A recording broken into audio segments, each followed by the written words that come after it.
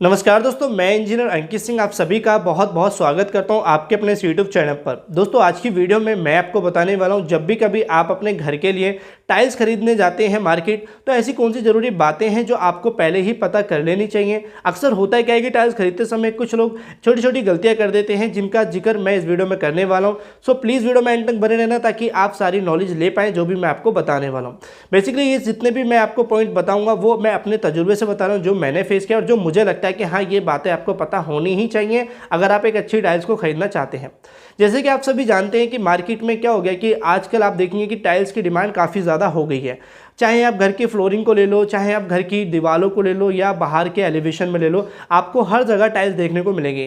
जिस वजह से मार्केट में अलग अलग तरह की टाइल्स आ गई हैं, अलग अलग वैरायटी की आ गई हैं। मैं ये नहीं कह रहा कि मैं आपको यहाँ पे पूरा इंजीनियर बना दूंगा, बट हाँ मैं कुछ ऐसी बातें आपको जरूर बता दूंगा जो आपको सच में हेल्प करने वाली हैं। क्योंकि यहाँ पे टाइल्स खरीदते समय बहुत से लोग ऐसे होते हैं कि अपने घर को पहली बार बना रहे होते हैं, जिनको इन सब चीज़ के बारे में ज़्यादा नहीं पता होता है। तो प्लीज़ आपसे एक रिक्वेस्ट है कि अभी तक आपने हमारे चैनल को सब्सक्राइब नहीं किया तो प्लीज़ सब्सक्राइब कर लीजिए, ताकि आगे भी इसी तरह की वीडियो जो हम घर बनाने से संबंधित चैनल पर डालते हैं वो आप तक उसका नोटिफिकेशन पहुंच पाए। तो सीधे हम चलते हैं अपने पहले पॉइंट पे। तो वो ये है कि टाइप्स ऑफ टाइल्स, हमें अपने घर में किस टाइप की टाइल्स लेनी चाहिए। बेसिकली आप देखिए यहाँ पे आपको जो टाइल्स मिलेंगी, एक तो वेट्रीफाइड टाइल्स होती है, एक सेरामिक टाइल्स होती है। ये दोनों टाइल्स आपको बेसिकली ज़्यादातर देखने को मिलेंगी और इन दोनों का जो यूज़ होता है वो अलग अलग जगह होता है। क्यों होता है वो भी आपको डिस्कस कर देता हूँ। देखिए वेट्रीफाइड टाइल्स जो होती है वो हमारी अपनी घर की जो फ्लोरिंग होती है, चाहे वो कमरे की फ्लोरिंग है, बाहर की किचन की फ्लोरिंग है, ये फ्लोरिंग में हम इस्तेमाल करते हैं। अब यहाँ पे जो सेरेमिक टाइल्स होती है वो हमारी वॉल टाइल्स होती है। तो दीवारों पे लगने वाली टाइल्स होती है वो सेरेमिक टाइल्स होती है। सेरेमिक टाइल्स होती है हमारे दीवारों पर जो जैसे बाथरूम में आप देखेंगे कि पानी को ये पीती नहीं है, तो ये बेसिकली हम वॉल पे वहाँ लगाते हैं। जैसे आप सभी जानते हैं कि वॉल पे हम टाइल्स को ज़्यादातर यूज़ ऐसी जगह करते हैं जैसे जहाँ पे हमें सीलन नहीं आया। चाहे आप अपने घर की बालकनी को ले लो या फिर आप अपने बाथरूम में ले लो या फ्रंट एलिवेशन में भी लुक भी मिल जाता है, और कहीं ना कहीं हम उस पर डायरेक्टली देखा जाए तो एक हमारे जो डैम्पनेस होती है, बारिश की बूंदें या कह सकते हैं कि सूरज की किरणों से भी उसको प्रोटेक्ट करते हैं। तो ये कहीं ना कहीं सेरेमिक टाइल्स हमारी वॉल टाइल्स में आती है। अब यहाँ पे दोस्तों आपको एक चीज़ जरूर ध्यान देखनी है, जब आप मार्केट में खरीदने जाएंगे, किसी भी दुकान के पास जाएंगे, किसी भी आप होलसेलर के पास कहीं भी चले जाइए, तो वो आपको टाइल्स के दिखाने के साथ डिफरेंट क्वालिटीज़ दिखा देगा कि भाई आप ये ले लो, ये ले लो, ये ठीक है, ये मार्केट में चल रही है, वो सब चीज़ें। तो बेसिकली आपको करना क्या है, आपको रेट के भी आपको अलग अलग वो दिखा देगा, लेकिन यहाँ पे आपको एक चीज़ ये ध्यान रखना है कि क्वालिटी से आपको कॉम्प्रोमाइज़ बिल्कुल भी नहीं करना है।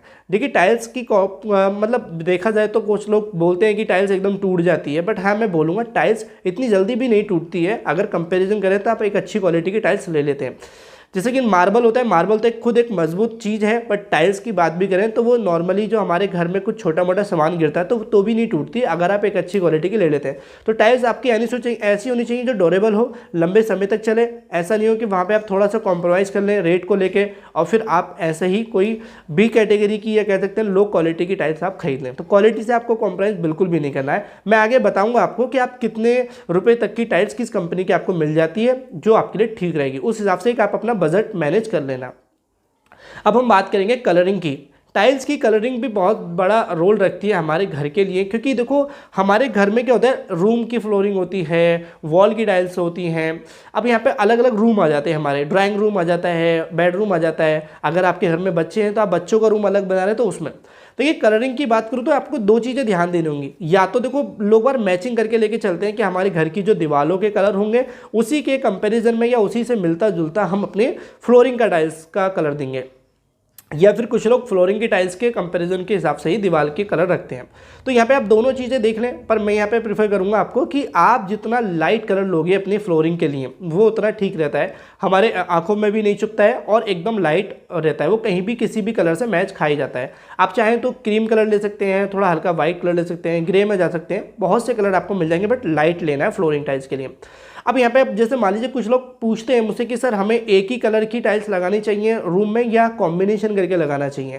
देखिए यहाँ पे मैं बोलूँगा आपके घर में कोई अगर मान लीजिए कि बच्चों का रूम है तो वहाँ पे आप दो टाइल्स का कॉम्बिनेशन लेके चल सकते हैं, जैसे कि वाइट रेड हो गया या दो भी टाइल्स जो भी आपको ठीक लगे। लेकिन यहाँ पे अगर आपका कोई बेडरूम है या ड्राइंग रूम है तो आप एक ही टाइल्स का कलर लो या एक ही मैच की टाइल्स लो, वो ठीक रहेंगी। हाँ, अगर आपकी कोई एक फ्लोरिंग है, उस फ्लोरिंग के पूरे 10x10 का या 10x12 के रूम की फ्लोरिंग में पूरी टाइल्स में एक डिज़ाइन बना हुआ है, एक ही डिज़ाइन, मतलब उस पूरे फ्लोरिंग को मार्केट में आप जब जाएंगे तो आपको दिखा दिया जाएगा, शॉपकीपर दिखा देगा आपको कि 10x12 की फ्लोरिंग है, इसमें काफ़ी बड़ा डिज़ाइन बनने वाला है। अगर उस तरीके से आपको कोई डिज़ाइन पसंद आ जाता है तो आप उस डिज़ाइन पर जा सकते हैं, बट वरना मैं कहूँगा आप सिंगल ही सेम कलर रखें तो वो ठीक रहेगा, जो लाइट वेट रहेगा। अब हम बात करेंगे साइज के। साइज भी आपको पता होना चाहिए, क्योंकि आपका रूम का अलग साइज रखना होता है और किचन का अलग रखना है। ये आपकी फ्लोरिंग पे डिपेंड करता है, साइज पे डिपेंड करता है। जिस भी जगह आप लगाना चाह रहे हैं, आपका रूम का साइज़ क्या है, टॉयलेट का साइज़ क्या है, बाथरूम का साइज़ क्या है, इस पर ही थोड़ा बहुत अगर आप सही में देखें तो आपको टाइल्स का साइज भी उसके अकॉर्डिंग ही लेना चाहिए, तभी आपकी फ्लोरिंग अच्छी लगेगी। मैं ऐसा क्यों कर रहा हूँ, मैं आपको बताता हूँ।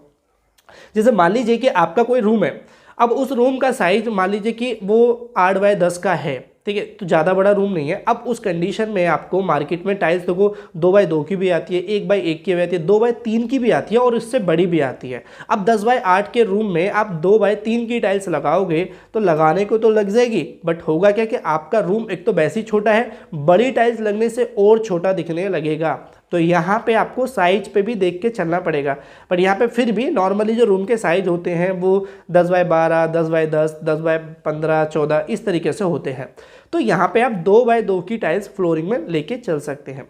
अब यहाँ पे हम बात कर लेते हैं कि भाई आपका कोई वॉल टाइल्स है, तो वॉल टाइल्स में दोस्तों आपको 1x12 की मिल जाएगी, 1x18 की मिल जाएगी, 8 इंची बाय 1 की मिल जाएगी। ये छोटी छोटी टाइल्स है, अगर आपको कोई छोटी टॉयलेट है तो वहाँ पे इस्तेमाल कर लो, 1x18 की कर सकते हैं। अगर आपकी थोड़ी बड़ी बाथरूम है या बड़ी टॉयलेट है तो उसमें आप 2x3 में जा सकते हैं। आजकल आप देखेंगे कि बड़ी बड़ी टाइल्सों का इस्तेमाल होने लगा है बाथरूम में। ये एक आपका आजकल बहुत ज़्यादा डिज़ाइन चल रहा है, बहुत ज़्यादा ट्रेंड चल रहा है। मैं इनकी कॉस्ट भी आपको थोड़ा बहुत बताऊंगा ताकि आपको एक लमसम आइडिया जरूर मिल जाए।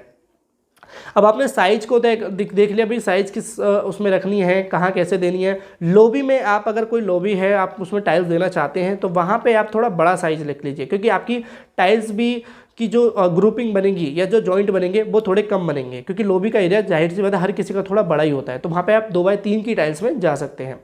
यहाँ पे हम बात करेंगे, जब आपने टाइल्स पसंद कर ली, टाइल्स का साइज आपने पता कर लिया, क्वालिटी आपने सब चीज़ें आपने चूज़ कर ली, लेकिन यहाँ पे आपको एक चीज़ ये ध्यान रखनी है। बेसिकली क्या होता है ना कि जब आप किसी शॉप पे जाएंगे तो वो आपको ऐसा स्टॉक भी दिखाएगा जो स्टॉक सिर्फ उसके पास लास्ट पड़ा है या उस तरीके का कोई स्टॉक उसके पास नहीं आने वाला है। तो वहाँ पर आपको ये चीज़ ध्यान रख लेनी है कि जो आप टाइल्स लेके जा रहे हो क्या इसका स्टॉक और भी अवेलेबल है या नहीं। पता चला कि आप अपनी टाइल्स लगा रहे हैं और वो उसमें कुछ टाइल्स की ज़्यादा ही वेस्टेज हो गई, टूट गई काफ़ी ज़्यादा, तो फिर उस कंडीशन में आपका जो स्टॉक है वो नहीं मिला तो पूरे डिज़ाइन की ऐसी तैसी लग जाएगी।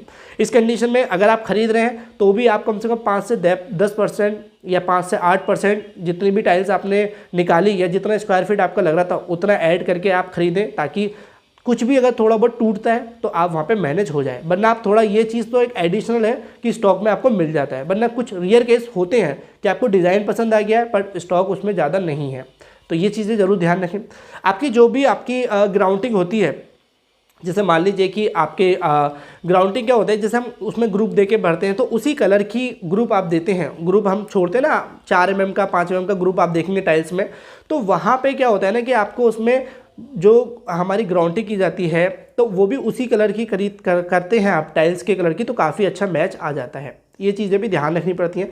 यहाँ पे मैं आपको थोड़ा सा टाइल्स का सरफेस टेक्सचर जो होता है उसके बारे में बता देता हूँ। टेक्सचर क्या होता है, जैसे कि आप किसी टाइल्स को फील करते हो कि यार ये कैसे फील हो रही है, ये रफ है, स्मूथ है, ये सब चीज़ें। तो देखो आपको टाइल्स देखो ग्लोसी मिल जाएगी, आपको मैट फिनिश मिल जाएगा, रस्टिक फिनिश मिल जाएगा, नॉन स्लीपर टाइल्स मिल जाएंगी। जैसे कि ग्लोसी हो गया तो ये आप अपने रूम वगैरह में दे सकते हैं, मैट फिनिश आप अपने वॉल पे दे सकते हैं। और साथ ही अगर हम बात करें तो आपकी जो रस्टिक टाइल्स है या फिर आपकी नॉन स्लीपर टाइल्स है, ये ऐसी टाइल्स है जहाँ पे आपको नॉन स्लीपर टाइल्स जो है आप अपनी पार्किंग में दे सकते हैं, जहाँ पे आपकी कार खड़ी होने वाली है या गाड़ी खड़ी होने वाली है, इस तरह की जगह, ताकि वो वहाँ पे जो टायर हैं वो उसमें ग्रिप बना सकें, फिसले नहीं, मतलब ऐसी जगह आप दे सकते हैं। अब हम बात कर लेते हैं अपना नेक्स्ट पॉइंट की, और जो सबसे लास्ट पॉइंट है वो है प्राइस। यहाँ पे देखो कहीं ना कहीं आपने ये सारी बातें जान ली, फिर भी आपको थोड़ा बहुत एक आइडिया तो होना चाहिए ना कि यार मतलब हमारे रूम के लिए कितने रुपए पर स्क्वायर फीट के हिसाब से हम लेते हैं तो हमारी क्वालिटी ठीक रहेगी। देखो ये चीज़ें वेरिएशन करती हैं कि आप किस कंपनी की खरीद रहे हो। बट मैं यहाँ पे देखो कजारिया को लेके चल लेता हूँ, क्योंकि जो कजारिया का रेट मैं आपको बताने वाला हूँ उससे ऊपर तो मुझे लगता है कि बहुत ही कम ऐसी कंपनी होंगी जो उससे ज़्यादा रखेंगी। जैसे कि मैं रूम की फ्लोरिंग की टाइल्स बात करूँ 2x2 की टाइल्स की, तो मैं अभी कुछ समय पहले टाइल्स खरीदने के लिए मार्केट गया था, तो वहाँ पे एक जो सही अमाउंट था वो था 50 से 55 रुपये पर स्क्वायर फीट, यानी कि इससे कम कजारिया में बहुत ही मतलब ना के बराबरी आपको टाइल्स मिलेगी फ्लोरिंग की। अगर वॉल टाइल्स की बात चली जाए तो वो साइज़ के ऊपर आ जाता है कि भाई आप वॉल टाइल्स में 2x3 की ले रहे हो या फिर आप 1.5x2 की ले रहे हो, इस तरीके से। तो यहाँ पे क्या होता है ना कि ये चीज़ें वेरिएशन कर जाती है। वो भी आपको अगर देखा जाए तो बड़ी वाली टाइल्स होती है 2x2 की, या सॉरी 2x3 की टाइल्स होती है इससे बड़ी, वो आपकी करीब अप टू 80 से 90 रुपये पर स्क्वायर फीट के हिसाब से मिलती है। ये इसके वेरिएशन कर सकता है आपके अलग अलग मार्केट में, बट एक लमसम अमाउंट आपका इतना हो जाता है।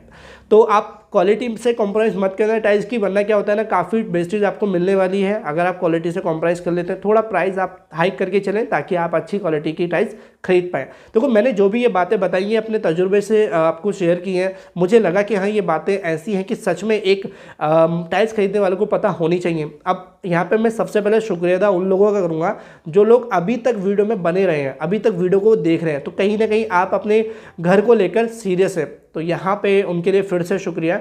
और आपसे भी छोटी सी रिक्वेस्ट है कि अभी तक आपने हमारे चैनल को सब्सक्राइब नहीं किया तो प्लीज़ सब्सक्राइब कर लीजिए, साथ में बेल आइकन को ऑन कर लीजिए ताकि जो भी वीडियो डले उसका नोटिफिकेशन आप तक पहुँच जाए। मैंने कुछ वीडियो डाली हुई है टाइल्स कैसे लगाते हैं, घर में टाइल्स लगाते समय क्या बातें ध्यान में रखनी होती हैं, कितने रुपये का खर्चा आ जाता है, कैसे टाइल्स को निकालते हैं, तो वो जाके वीडियो भी आप देख लीजिए, क्योंकि आप कहीं ना कहीं टाइल्स वर्क से ही वीडियो को देखने आए हैं।